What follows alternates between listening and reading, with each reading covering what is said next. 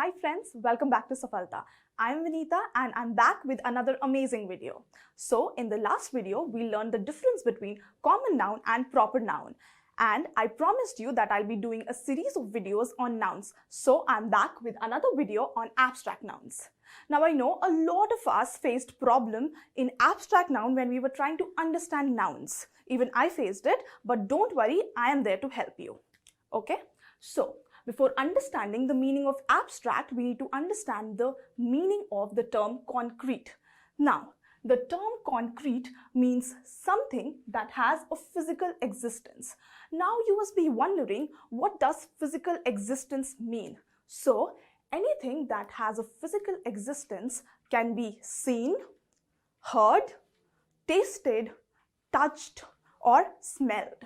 Okay, so abstract is the opposite of concrete. So abstract nouns are the names of emotions or ideas, actions or qualities or anything that is not concrete. For example, if I say happiness, laughter, anger, hunger, bravery, childhood, freedom, all these are abstract nouns.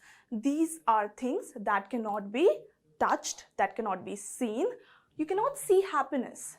You can just feel it, but it cannot be seen, it cannot be touched, it cannot be smelled or heard. So now a lot of you will question that you can hear laughter. You can hear me laugh, right? I can hear you laugh. So laughter is an exception. Laughter is an abstract noun which can be heard. So it's an exception. Other than laughter, nouns like happiness, anger, hunger, bravery, childhood, freedom. So all these are names of qualities, state, ideas, actions, or emotions. So these are abstract nouns. Moving ahead, I'll give you more examples. In this sentence, and this is a very famous proverb in English, which is honesty is the best policy. Now, in this proverb, honesty is the name of a quality. So, it is an abstract noun. Similarly, policy is an abstract noun. Can you touch honesty? You can't, right? So, it is not concrete. It is an abstract noun. Now, coming to the second example. Meeting my grandparents gives me great pleasure. So here the word pleasure is something that we feel. We feel pleasure, but we cannot touch pleasure or see pleasure. So it is an abstract noun. I will repeat it for you. Abstract noun is the name of anything that is not concrete or something that does not have a physical existence. For example, happiness, anger, bravery, childhood, freedom, motherhood, all these words, okay? So I hope you understand this. Let's move forward. Now I want you to pay full attention here and read the two sentences that I've written on the board. The first sentence is, Raghav has been painting since he was a child. And the second sentence is, Raghav has been painting since childhood. So, if you look at the first sentence and if I tell you to find out the nouns in the first sentence. First of all, Raghav is the name of a boy, so it's a proper noun. Exactly. So, Raghav has been painting since he was a child. A child is, or just child is a common noun here. Is an article, child is a common noun. Now, in the second sentence, Raghav is proper noun, has been painting since childhood. Childhood is an abstract noun. Now, if you try to understand these sentences, you will find out that the meaning of both the sentences is the same. But the way of writing these sentences is different. So, I wanted to show you that abstract nouns can be formed by common nouns by adding hood ism, or ship in most of the cases. So yeah, we'll do more examples, but yeah, I hope you have understood that child is a common noun here, but it becomes childhood in the second sentence by adding a hood. So similarly here, if common noun is friend, then in the abstract noun it becomes friendship.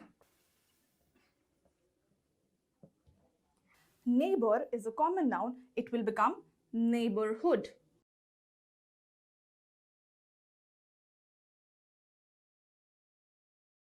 Can you tell me what will mother become? Yes, motherhood.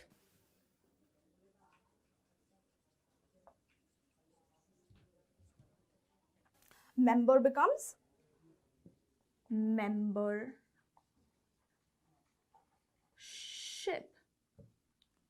Now, hero becomes heroism.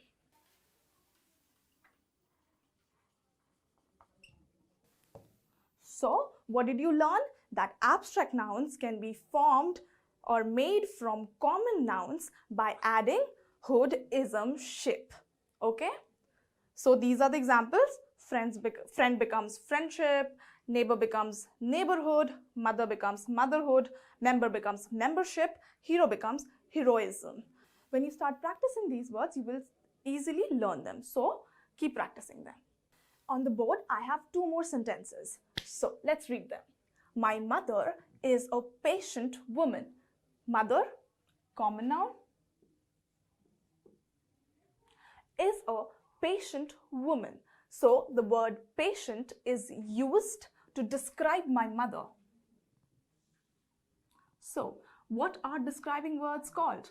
Describing words are called adjectives. Don't worry, I will do a video on adjectives also. But yeah, describing words are called adjectives. So, this word patience describes my mother. Woman is a common noun. So, here patient is adjective. Now, in the second sentence, my mother has a lot of patience. Now, again, these two words mean the same, but they are structured differently. Now, mother again is a common noun, has a lot of patience. Patience is the name of a quality. And a name of a quality is called abstract noun. So, abstract nouns can be made from adjectives. Now, I will give you more examples. The adjective strong will become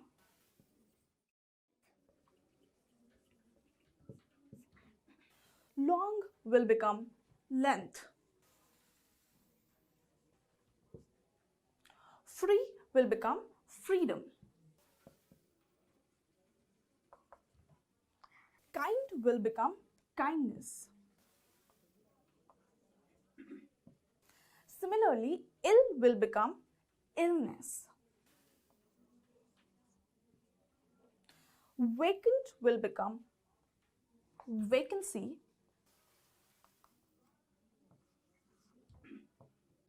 If I ask you, what will humble become?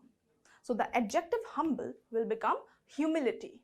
So I hope you've understood that abstract nouns can be formed from adjectives also, and these are the examples.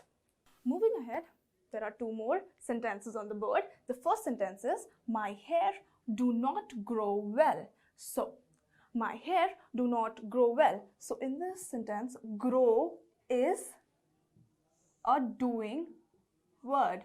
So, it's a verb. So, you're talking about your hair and you're saying that they do not grow well. Now, in the second sentence, my hair do not have a good growth. Now, it means the same as the first sentence, but here growth is the name of an action and it's an abstract noun. So, abstract noun can be formed by verbs. So we learned that abstract noun can also be formed by common nouns, abstract noun can be formed by adjectives, and abstract noun can also be formed by verbs. Now I'll give you more examples. Obey will become obedience.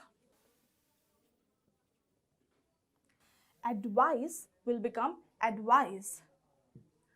Now you must be wondering, what is the difference in this? So whenever advise is used as a verb, the spelling is advise. Whereas when it is used as an abstract noun, the spelling is advice. I hope that is clear. Please do not make any mistake in writing advice in different contexts and do not make a spelling mistake. So moving forward, think will become thought. The thought of meeting my grandparents makes me happy. Now you must be wondering that thought is also the past form of think, but you don't have to get confused. You have to read the sentence carefully and understand the context of the sentence before answering it. So think is a verb and the abstract noun of think is thought. Hate will become hatred. Lose will become loss. Discover will become discovery.